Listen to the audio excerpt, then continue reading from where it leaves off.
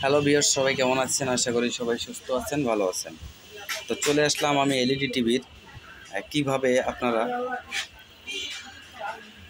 এর ফ্যাক্টরিতে সেটিংয়ে ঢুকতে পারেন সেই ভিডিও নিয়ে। তো দেখেন, আমার হাতে কিন্তু একটা মাস্টার রিমোট আছে। তো প্রথমত আমি কিছু কাজ আপনাদের দেখাবো।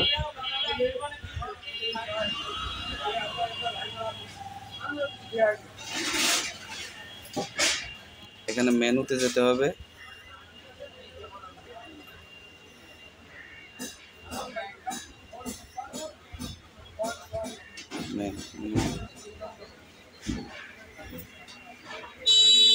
প্রথমে মেনুতে চাপ দিয়ে দেখেন,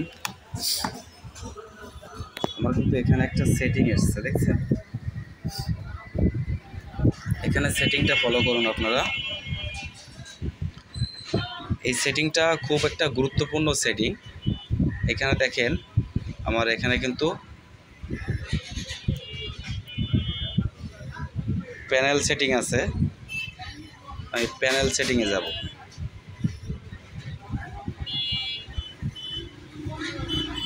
প্যানেল সেটিংটা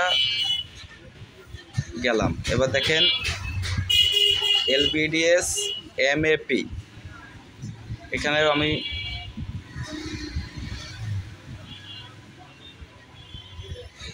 এখানে হচ্ছে না। LPDS সুইচিং এখানে হচ্ছে না। এখানে 29 রয়েছে। দেখেন মিরর, আমি মিররটা চাপ দিলাম। এই মিররটা চাপ দিলে কিন্তু আমার ছবিটা উল্টে গেছে, দেখছেন?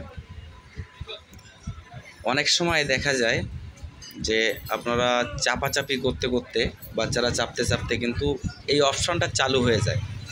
তো এই অপশনটা চালু হলে আপনারা কি করবেন? তো দেখেন, প্রথমত এখানে আপনাকে ধৈর্য ধরে ভিডিওটা দেখেন, নাহলে কিছু বুঝতে পারবেন না।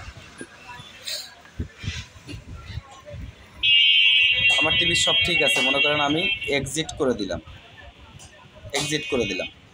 আপনারা রিমোটে চাপ দিবেন মেনুতে। মেনুতে চাপ দেওয়ার সাথে সাথে মেনু 1147,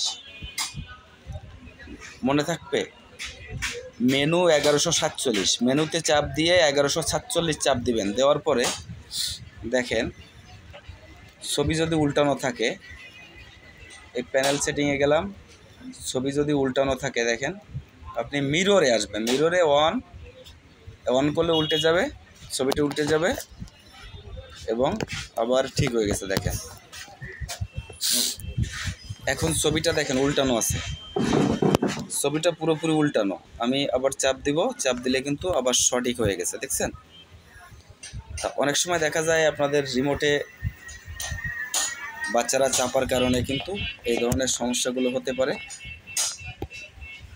তো চিন্তার কোনো বিষয় না, এগুলো আসলে ঠিক করা যায়। আপনারা বাসা বাড়িতেই ঠিক করতে পারবেন।